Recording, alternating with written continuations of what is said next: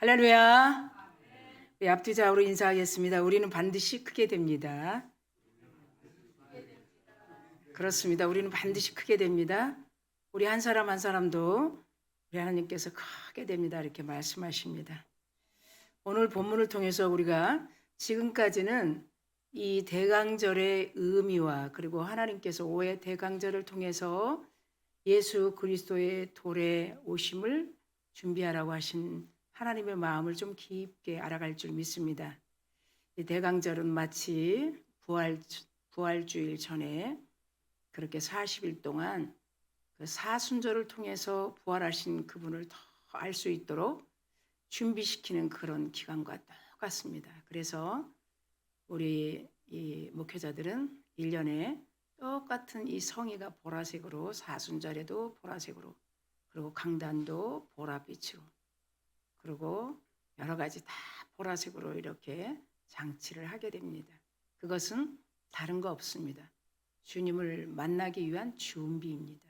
그래서 오늘 기존에 우리가 들었던 이 대강절 4주간에 그분의 오심을 이미 와 계신 그리고 오시겠다고 약속하신 그분을 어떻게 또 4주간 동안 잘 배울 것인가 이것을 오늘 말씀을 통해서 풍성하게 들리는 여러분들일 줄 믿습니다. 2000년 전에 베들레헴에서 태어나신 그 예수님을 기념하는 성탄절 4주간을 우리는 앞두고 있습니다. 그것이 오늘 대림절 첫 주일입니다. 대림절은 예수님을 준비하는 그런 기간이라고 성경은 말하고 있습니다. 예수님이 이 땅에 오신 즉 목적과 그리고 그 의미를 다시 배우며 주님의 탄생을 기뻐하고 감사하며 축하드리는 그 마음으로 기다리고 준비하는 기간이라고 말하고 있습니다. 베들레헴에서 오신 예수님이 어느 날 갑자기 오셨을까요? 그렇지 않죠. 예수님의 탄생은 창세전에 이미 하나님의 마음속에 있었다고 성경은 증언하고 있습니다. 그러니까 마음속에 우리들을 위해서 인간으로 오실 그 예수를 이 땅에 보내시려고 우리 하나님께서 마음속에 준비하고 계셨다는 것이에요. 자, 그러면 우리들이 조금 그 은혜의 말씀을 좀 귀에 들릴 줄 믿습니다. 하나님이 마음속에 이미 두셨다. 그래서 사도 바울은 에베소의 1장부터 4절에 이렇게 말씀합니다. 곧 창세 전에 그랬어요. 창세 전에 그리스도 안에서 우리를 택하사. 그러니까 예수를 이 땅에 보내신 것은 우리를 택하셔서 그렇죠? 우리로 그의 사랑 안에서 그 앞에 거룩하고 흠이 없게 하시려고 이렇게 말씀하고 있는 말씀이 에베소서 1장 4절입니다. 그 마음에 두신 하나님의 마음을 이 대강절 4주간을 통해서 우리가 알아갈 줄 믿습니다. 그 마음에 아들 예수를 보내시려고 하는 그 하나님의 마음 그리고 목적과 그 의미는 우리가 이번 4주간 동안에 잘 여러분 마음속에서 들려서 삶에 넉넉하게 승리하는 여러분 될 줄 믿습니다. 이 말씀의 핵심을 다시 한번 살펴보면 창세전에 하나님의 마음이 정확하게 그리스도를 이 세상에 보내시려고 하는 그런 마음이 이 마음속에 풍성했다는 그 에베소서 1장 4절의 마음입니다. 그 말씀을 사도 바울이 선포한 것입니다. 그러므로 면밀하게 계획되어지고 또 정확하게 애언되었으며 예수님께서 베들레헴에서 오심으로 그 애언이 성취된 것을 우리가 이제 차근차근히 첫 주, 둘째 주, 마지막 주까지 그 애언한 그 성취는 무슨 뜻을 의미하는가? 그러면 지금 이 현 시대에 살아가는 이 성령 시대, 성령을 통해서 우리가 인도받는 우리들은 그 애언과 성취가 어떻게 삶 속에서 이루어질 것인가? 이런 것을 우리가 이번 기간에 잘 배울 줄 믿습니다. 그 가운데 우리 몇 가지 성취된 애언에 대해서 살펴보면 이 땅에 오신 예수님을 기념하는 그 희망, 왜 교회는 희망이라고 했을까? 그리고 오늘 본문에 보면 약속대로 오신 예수님 그랬는데 결론은 희망의 주일. 그래서 첫 촛불을 밝혔습니다. 우리에게 왜 그분이 오심이 희망일까? 이것을 우리가 좀 더 그 하나님의 목적과 그 의미를 바로 안다면 우리는 여전히 이 세상에 살면서도 주님 앞에 가는 그날까지 희망이 되는 거예요. 그리고 그 소망을 우리에게 계속 뜨겁게 그 소망이 꺼지지 않도록 우리 성령 하나님이 여러분을 이끄시는 거예요. 그래서 예수님을 기념하는 이 희망의 성탄절을 준비하는 여러분의 마음이 풍성하기를 간절히 축원합니다. 자, 먼저 동정녀를 통해 오신 예수님, 그 다음에 두 번째는 메신저를 통해 오신 예수님, 세 번째는 성령을 통해서 오신 예수님. 우리가 식상되게 들었던 단어일지 모르지만 그 안에 그 우리 하나님의 그 목적과 의미의 뜻을 잘 안다면 올해는 더 풍성하게 그분의 오심을 기다리게 되고 준비하게 되고 또 우리에게 약속하신 말씀들은 반드시 이루어지기 때문에 우리가 늘 고백하는 우리는 크게 됩니다. 그런 서로 인사가 확실하게 들려질 줄 믿습니다. 자, 성경 이사야서 7장 14절에는 분명히 우리가 알고 있는 그러므로 친히 징조를 너에게 주실 것이라 보라 처녀가 잉태하여 아들을 할 것이다 이렇게 고백하고 있습니다. 그 이름은 임마누엘이라. 성경에 보니까 이 구약 성경에 동정녀를 의미하는 히브리어인데 알마히스라는 말입니다. 6번 구약에 기록되어 있는데 이 알마히스라는 뜻은 무엇인가 좀 생소하지 않겠습니까? 그래서 깊이 보니까 아직 남자를 전혀 모르는 동정녀를 의미합니다. 알마히스, 남자를 전혀 모르는 동정녀를 의미한다는 이 알마히스 단어가 6번 구약에 기록되어 있다. 그러니까 이 예언에는 우리의 믿음과 관련된 아주 중요한 신학적 내용이 포함되어 있다는 것이에요. 그러니까 사람이 전혀 할 수 없는 impossible, 사람이 possible, 가능, impossible, 불가능이죠. 전혀 불가능한 이 일을 신학적으로 이루신 분이 누구신가? 하나님이시라는 거예요. 그 하나님께서 그 뜻을 마음에 담은 것을 그대로 인간으로 이 땅에 그리스도를 보내셔서 우리들에게 구원의 백성 삼기 위해서 하신 일들이라는 거예요. 그래서 첫째 의미는 뭔가 동일하게 인간의 모습으로 오셔 사람의 몸을 빌려 오신 것이 신학적으로 진리다. 이것이 동정녀 탄생이 주는 의미라는 거죠. 사람이 할 수 없는 일이니까 신이신 하나님께서 하신 일. 두 번째 보니까 동정녀 탄생은 하나님이 행하시는 역사라는 사실, 분명한 사실이라는 거죠.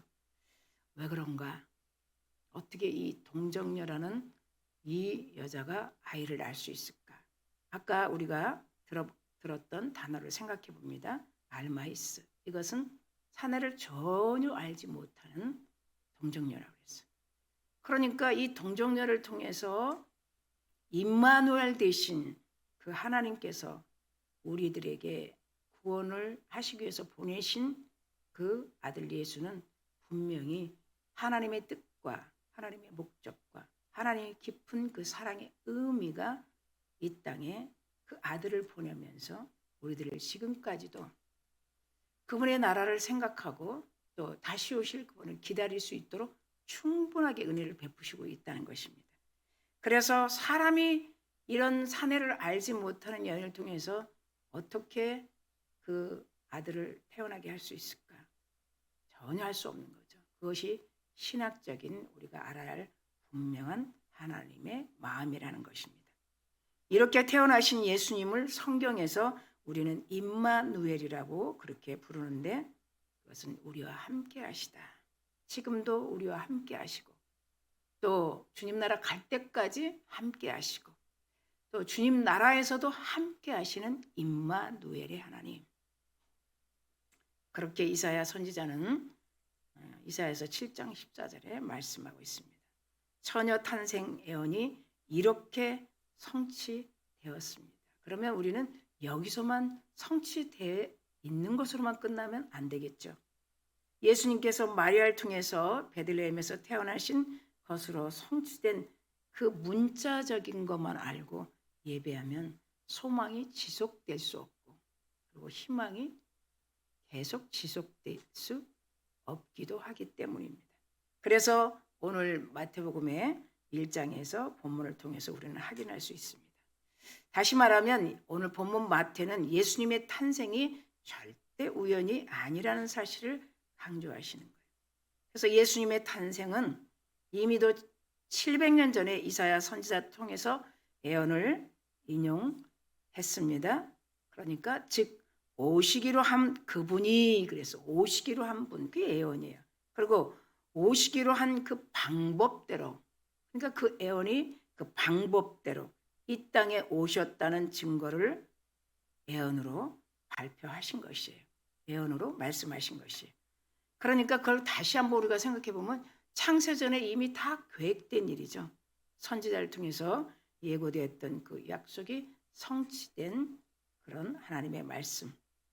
그러니까 우리가 다시 한번 이 성취된 예언의 말씀을 생각하면 여러분들과 저에게는 얼마나 소망이겠습니까? 우리도 마찬가지. 우리 하나님께서 우리에게 얼마나 많은 말씀을 하십니까? 그렇죠?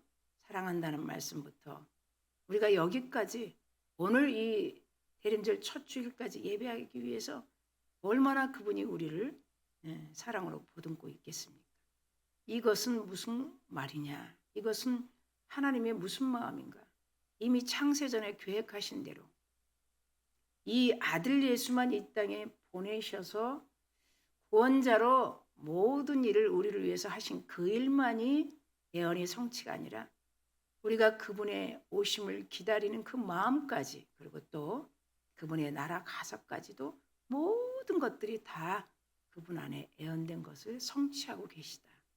그러니까 우리는 그 말씀을 지금까지 붙들고 있습니다. 그 말씀이 응답되기를 우리는 기다리고 있습니다. 동일합니다. 하나님은 이 예언이 성취된 것처럼 반드시 우리에게 약속하신 말씀을 이루신다는 것이죠. 반드시 우리에게 응답이 된다는 것이죠. 때로는 우리는 그렇게 낭망할 수 있어요. 하나님이 나에게 이런 말씀했는데 왜 그 말씀은 안 이루어지고 내가 원하지 않는 말씀들을 이루고 가시는가? 이렇게 우리는 의아할 때 있습니다. 그러나 우리 하나님께서는 우리가 가고 싶은 길로 막 가도록 내버려 두지 않으시는 분입니다. 우리가 하고 싶은 거 막 할 수 있도록 그냥 방관하지 않으십니다. 그러니까 곧 다시 말하면 창세전부터 우리가 가고 싶은 것, 우리가 또 그분을 믿고 따라야 하는 일들을 다 그분이 섭리하시면서 우리를 이끌어 주신다는 것입니다. 그래서 하나님께서 주신 말씀들은 끝까지 이 땅에 우리가 사는 날까지 하나님께서 이루어 주시고 성취하신다는 것을 믿는 여러분들 줄 믿습니다. 두 번째, 메신저를 통해서 오신 예수님, 이렇게 말씀했습니다. 그냥 갑자기 나타나시지 않는다는 것이죠. 누군가가 이렇게 소식을 전하는 사람이 있어야 되는 거예요. 그럼 소식을 전하는 사람은 어떻게 오실 것을 정확하게 전해야 메신저지 않겠습니까? 그것을 동일하게 이사야서 40장에 보면 예수님이 오시기 전에 길을 먼저 예비, 이렇게 말씀하십니다. 예비하는 사람을 보내시겠죠. 그래서 그때 이사야 선지자를 통해서 사람을 보낼 것이다, 이런 말씀들을 예언했습니다. 그래서 외치는 자의 소리가 있어 이르되 너희는 이에서 여호와의 길을 예비하라. 그리고 사막에서 우리 하나님의 대로를 평탄케 하라. 그리고 그렇게 다 굴절이 있었던, 누구도 메꾸지 없고 메꿀 수 없고 평범하게 할 수 없는 그 길을 그분이 오신다는 소식을 듣는 순간부터 다 이루어 가실 것을 말씀하시는 메신저를 통해서 오신 예수님. 이것이 잠깐 우리가 비껴서 보면 중동 지역의 왕의 행차가 이렇게 갈 때는 전령들이 그 길을 쫙 예비하는 것처럼 그런 관례가 있지 않습니까? 그것처럼 이 이사야의 40장의 예언에도 두 가지 의미가 있는데, 첫 번째는 메시아지만 왕으로 오신다. 그게 첫 번째예요. 메시아지만 왕으로 오신다. 이렇게 말씀하시고 또 하나는 어떻게 오시는가? 그 길을 예비할, 그 길을 안내할 사람을 내가 보낼 것이다. 이것을 오늘 메신저를 통해 오신 예수님 안에 이사야가 통해서 40장 말씀하신 그 말씀 안에 그러면 예수님의 길을 어떻게 예비한다는 말씀입니까? 라고 우리가 생각해 볼 수 있습니다. 그 말씀은 이사야의 그 40장의 말씀의 핵심은 준비하라 이렇게 말씀합니다. 하나님은 우리에게 응답하실 때 하나님은 우리의 약속을 이루실 때 반드시 준비할 수 있는 마음을 움직이십니다. 준비. 그래서 여러분들이 하나님의 말씀이 응답될 때 꼭 준비하는 그런 시간들이 있습니다. 그것이 길 수도 있고 즉시 될 수도 있고. 그래서 준비. 오늘도 이 메신저를 통해서 오신 예수님의 두 번째 이 말씀을 통해서 우리는 얼마만큼 준비하고 있는가.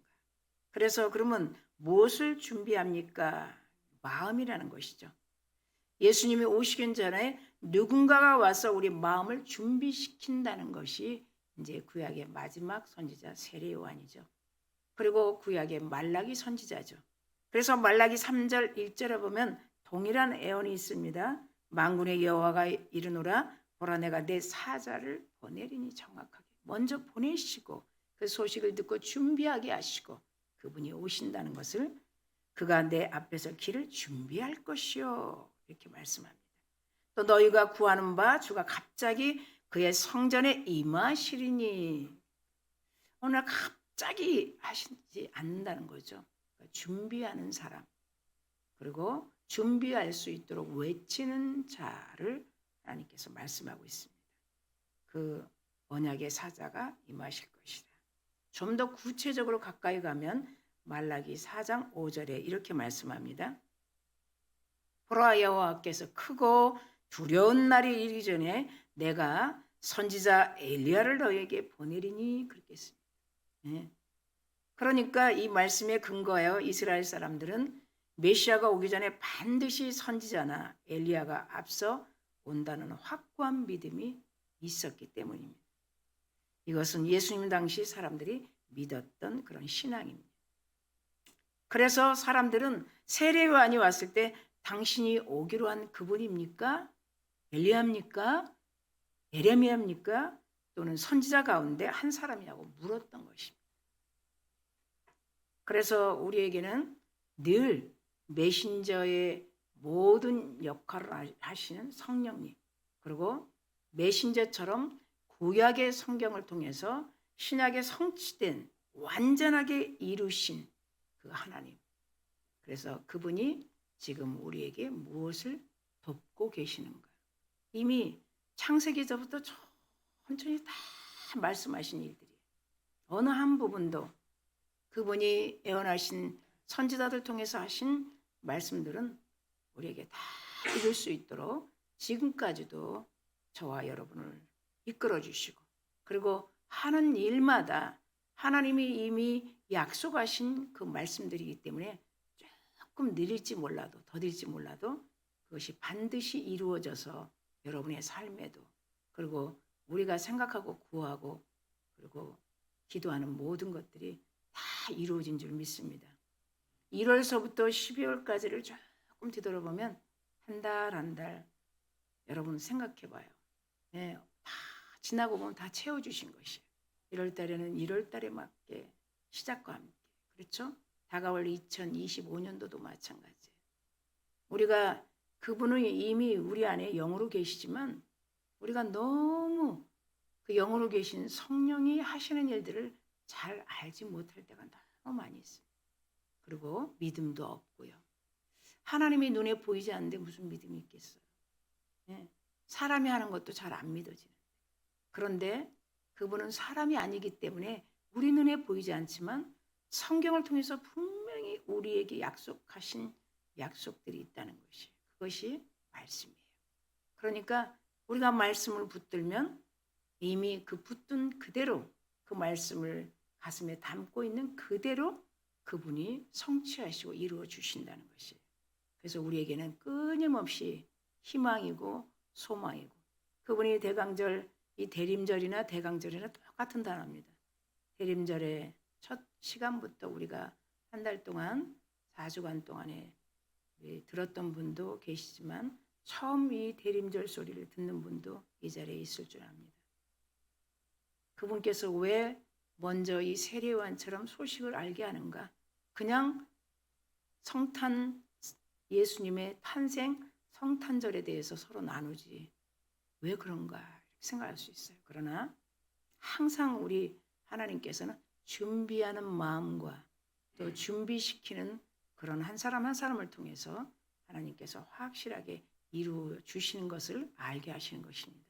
그래서 오늘 세 번째로 성령으로 오신 예수님, 이렇게 보면 구약에는 예수님의 사역하는 방법이 있습니다. 그리고 예수님이 사역하는 장소도 있습니다.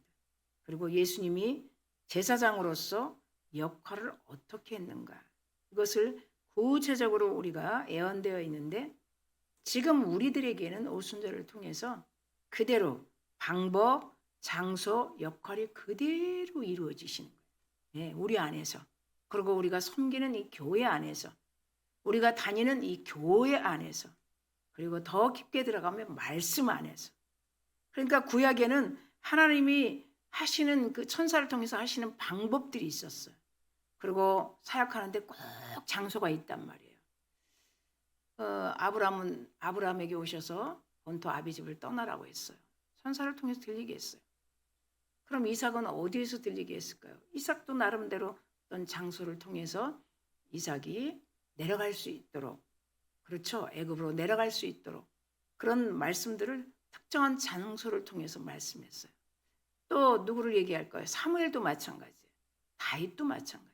그러나 우리에게는 지금 그런 하나님께서 말씀하신 장소, 그리고 방법, 역할들이 우리 교회 안에 같은 공동체 안에서 한 사람 한 사람 마음이 같이 모아지면서 하나님의 뜻을 이룰 수 있도록 하나님께서 이런 방법을 더 구체적으로 실현해 나가는 것을 믿으시는 여러분 될 줄 믿습니다. 그 가운데 예수님의 사역 방법에 대해서 성경은 어떻게 그러면 예언하고 있는지 조금 더 깊게 살펴보도록 하겠습니다. 이것이 이사야서 11장 1절 2절 말씀이에요. 그 말씀은 우리가 암송하는 말씀이죠.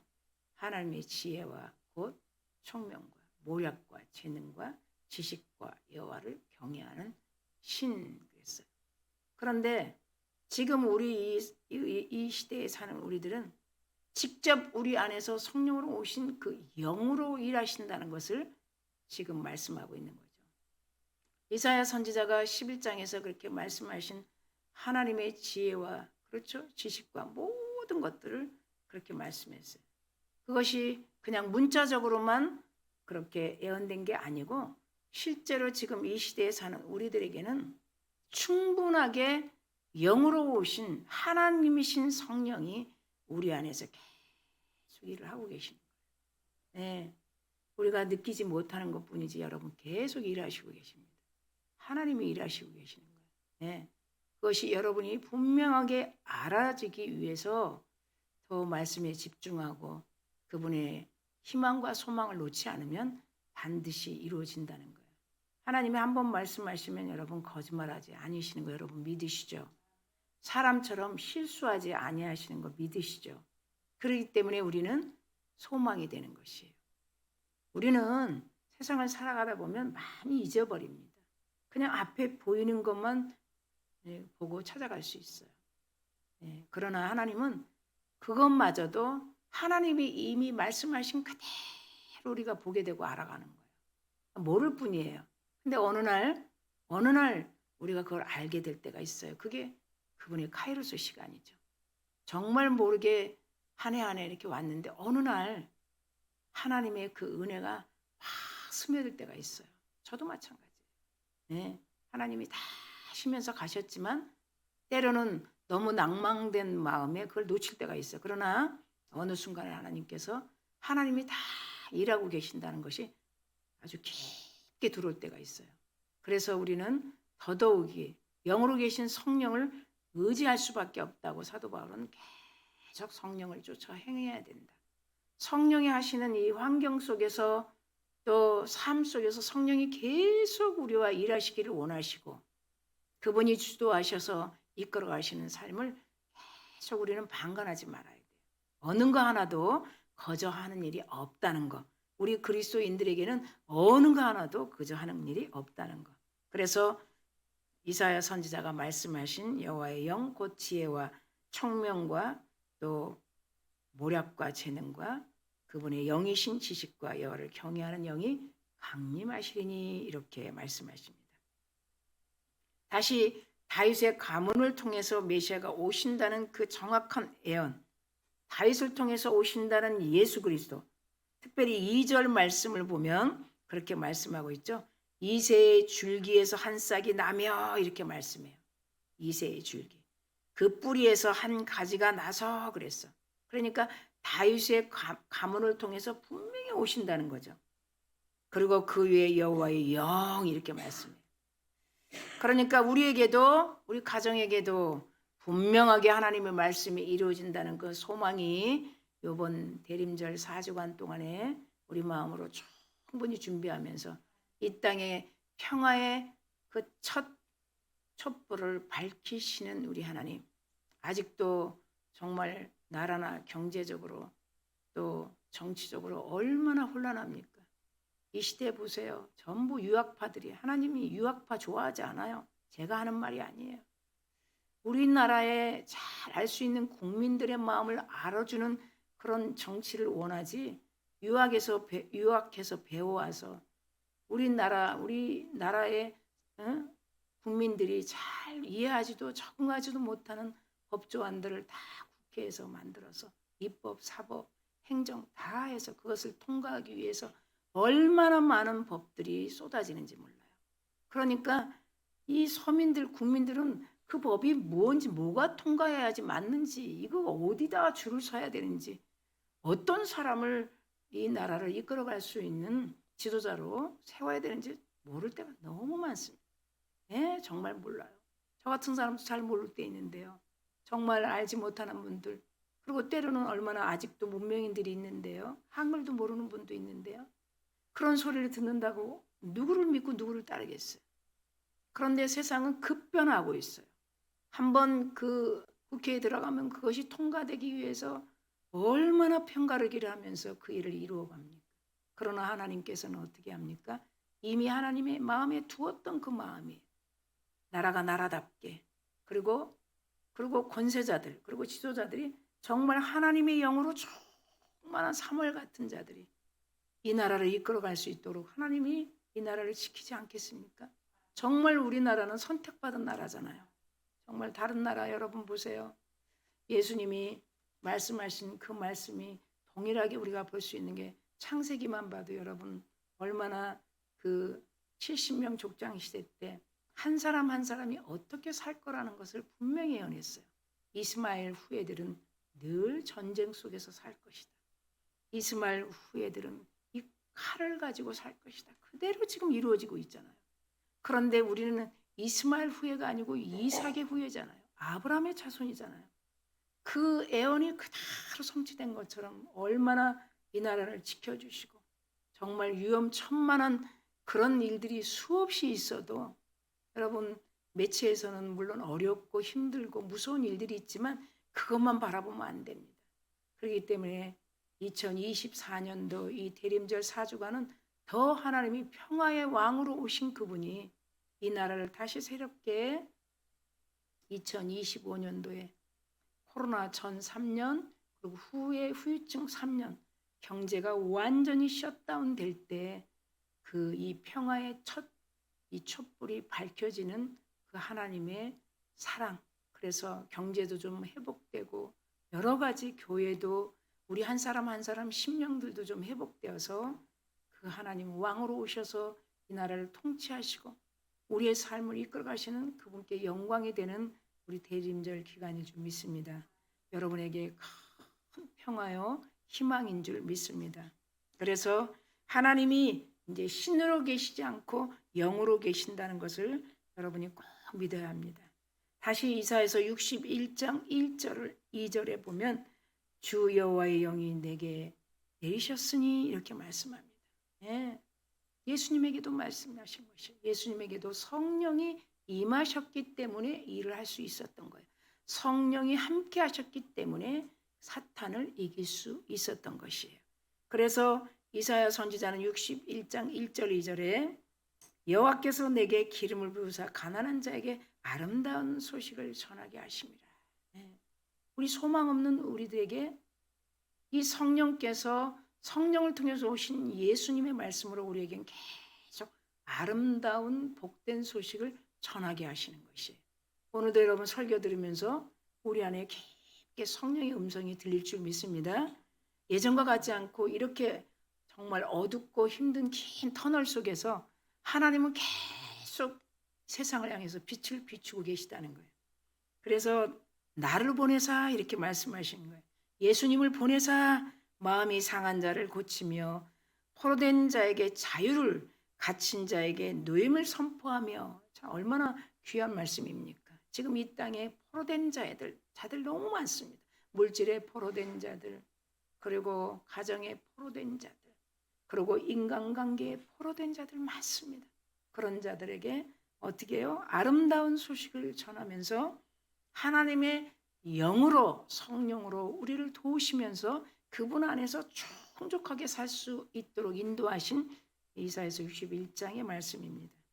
여호와의 은혜의 해와 우리의 하나님의 보복의 날을 선포하여 모든 슬픈 자를 위로한다는 거예요. 경제 너무 어려워서 그 슬픈 침체에서 일어나지 못하는 분들도 너무 많습니다.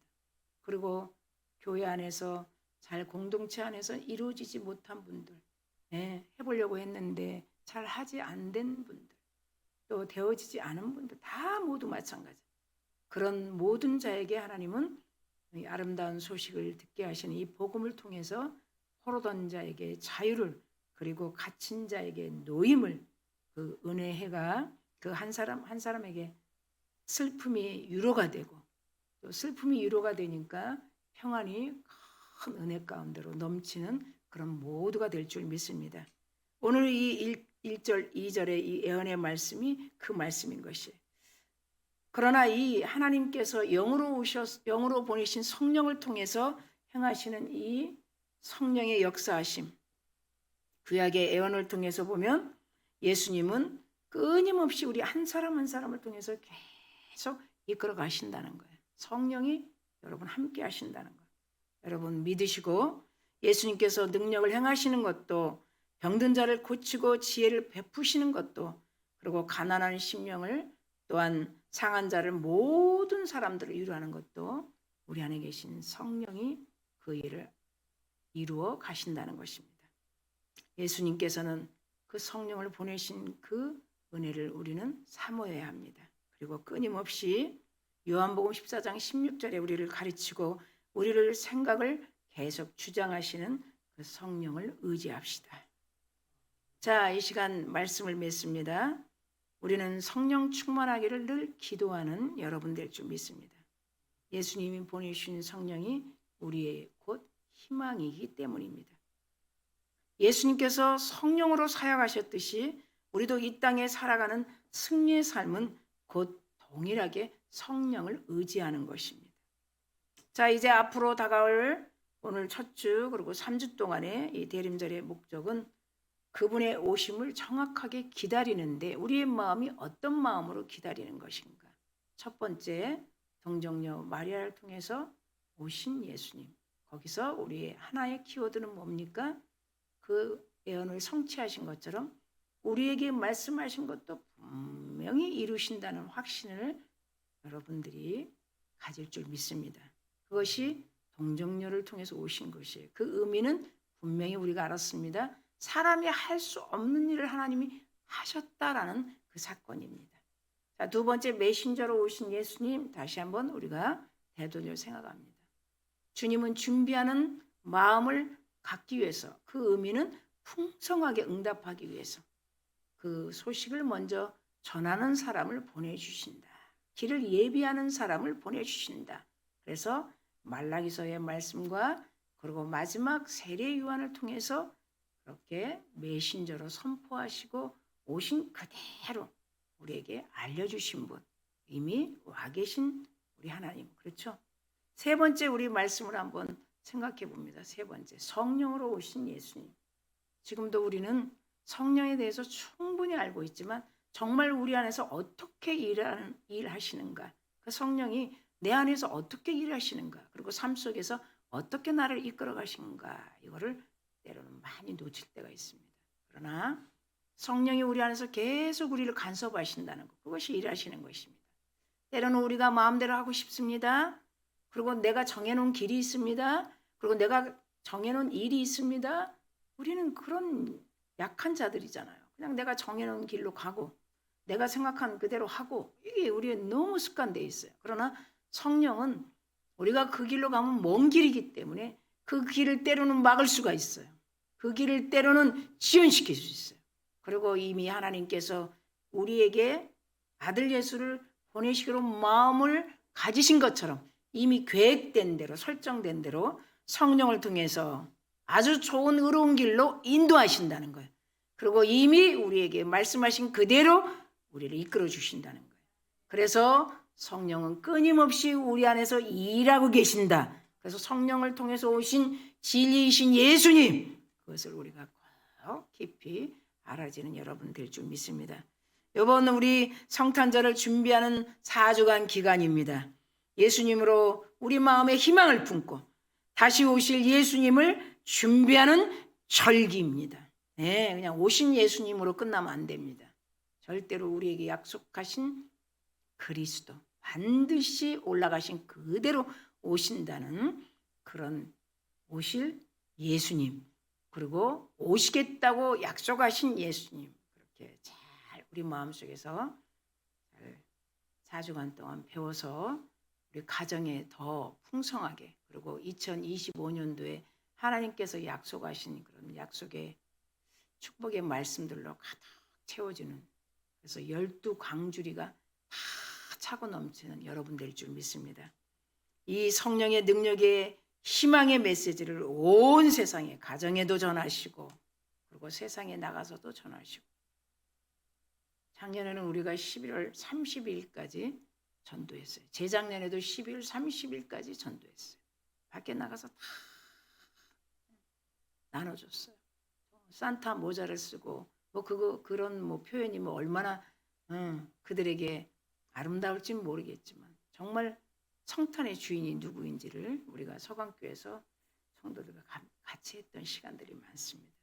이제는 앞으로 다가올 우리 2025년도에 우리 가정에게, 자녀들에게, 그리고 우리 가족들에게 줄 그 은혜와 사랑을 풍성하게 잘 배워서 그들에게 아름다운 소식을 전하는 메신저로서 성령과 동행하며 하나님께서 주신 은혜를 풍성히 받는 여러분 되기를 간절히 축원합니다. 기도하겠습니다.